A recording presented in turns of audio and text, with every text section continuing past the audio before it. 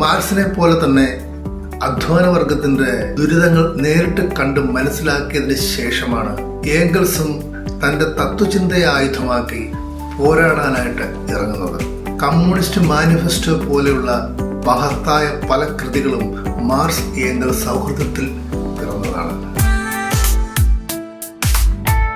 Karl marks എന്ന വിപ്ലവകാരിയുടെ, ആ സൈദ്ധാന്തികന്റെ, ആ മനുഷ്യന്റെ സ്നേഹവും വാത്സല്യവും ഏറ്റവും കൂടുതൽ അനുഭവിക്കാനായിട്ട് ഭാഗ്യം സിദ്ധിച്ചത് തൻ്റെ ഭാര്യയ്ക്കും മക്കൾക്കും തന്നെയായിരുന്നു. ചെറുപ്രായം മുതൽ നിധി പോലെ മനസ്സിൽ കാത്തു സൂക്ഷിച്ചിരുന്ന ഒരു പ്രണയം, അത് സാഫല്യമാകുന്നത് 1843 ഒരു ധനിക പ്രഭു കുടുംബത്തിൽ ജനിച്ച ജെന്നി വോൺ വെസ്റ്റ്ഫാലൻ തൻ്റെ ജീവിതസഖിയായി വന്നു ചേരുമ്പോൾ ദുരിതങ്ങളും ദാരിദ്ര്യവും പങ്കിടാൻ തയ്യാറായ ഒരു ഇണയെ, തൻ്റെ പ്രണയിനിയെ മാർക്സ് സ്വന്തമാക്കുകയായിരുന്നു. അവർക്ക് പിറന്ന 7 മക്കളിൽ 4 പേരും അകാലത്തിൽ മരണപ്പെടുകയാണ് ഉണ്ടായത്.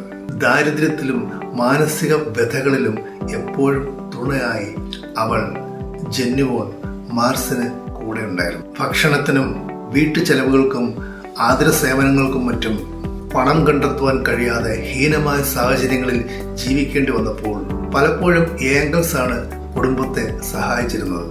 നിത്യദുരിതങ്ങൾക്കിടയിലും കഷ്ടതകൾ അനുഭവിക്കുന്ന സഹജീവികളുടെ ഉന്നമനത്തിനായി ലോകോത്തര രചനകളിൽ ഏർപ്പെട്ടുകൊണ്ടിരിക്കുന്ന സമയങ്ങളിലും തൻ്റെ കുഞ്ഞുങ്ങളുടെ കുസൃതികളും ശാഠ്യങ്ങളും മറ്റും ആസ്വദിക്കുകയും ചെയ്യുമായിരുന്ന സ്നേഹനിധിയായ ഒരു പിതാവിനെയും നമുക്ക് മാർക്സിൽ ദർശിക്കുവാനായിട്ട് കഴിയും.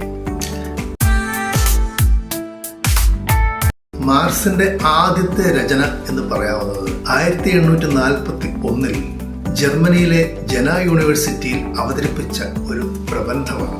The difference between the Democritean and Epicurean philosophy of nature എന്ന് പേരിട്ട ആ പ്രബന്ധത്തിൽ ഗ്രീക്ക് തത്വചിന്തകനായ ഡെമോക്രാറ്റിസ്, എപ്പിക്കുറസ് എന്നിവരുടെ ഭൗതികവാദത്തെ സ്പർശിക്കുന്ന തത്വചിന്തകളെ ഒരു താരതമ്യ പഠനം നടത്തി ആ പ്രബന്ധത്തിൽ അവതരിപ്പിക്കുകയായിരുന്നു.